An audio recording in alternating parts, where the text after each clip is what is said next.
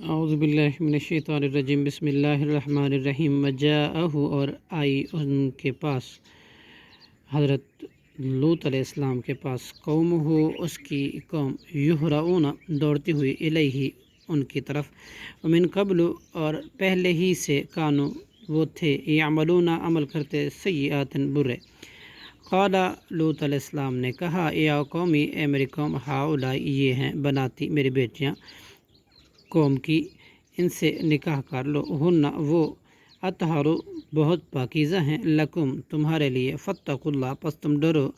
اللہ سے ولا تخذونی اور نہ تم رسوا کرو مجھے فی ضیفی میرے مہمانوں میں الیسا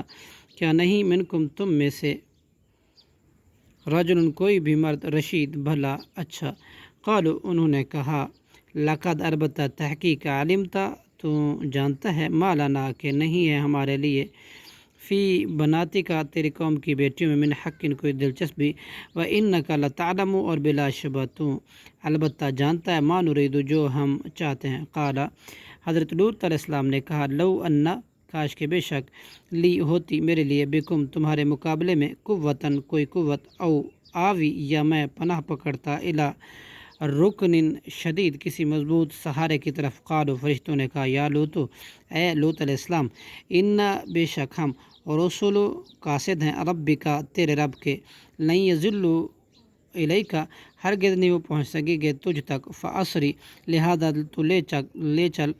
باہلکا اپنے گھر والوں کو بقطع من اللیل رات کے ایک حصے میں ولا یلتفت اور نہ پیچھے مڑ کر دیکھ منکم تم میں سے احد کوئی بھی الا امرأتک سوائے تیری بیوی کے انہ بے شک شان یہ ہے مصیبہا پہنچنے والا ہے اسے ما اصابہم وہ عذاب جو پہنچے گا انہیں ان موعدہم الصبح بے شک ان کے وعدے کا وقت صبح ہے الیسا کیا لیسا نہیں ہے لیسا صبح بے قریب فلما پھر جب جا آ گیا امرنا ہمارا حکم عذاب کا جعلنا تو ہم نے کر دیا عالیہا اس کے اوپر والے حصے کو سافلا اس کے نیچے والے حصے کے اوپر امطرنا اور ہم نے برسائے علیہا اس بستی پر حجارتاً پتھر من سجیل کھنگری قسم کے منضود تہبت مسومتاً نشان زدہ عند ربک آپ کے رب کے ہاں سے وما ہی اور نہیں ہے وہ بستی من الظالمین ظالموں سے ببعید کچھ دور صدق اللہ العظیم.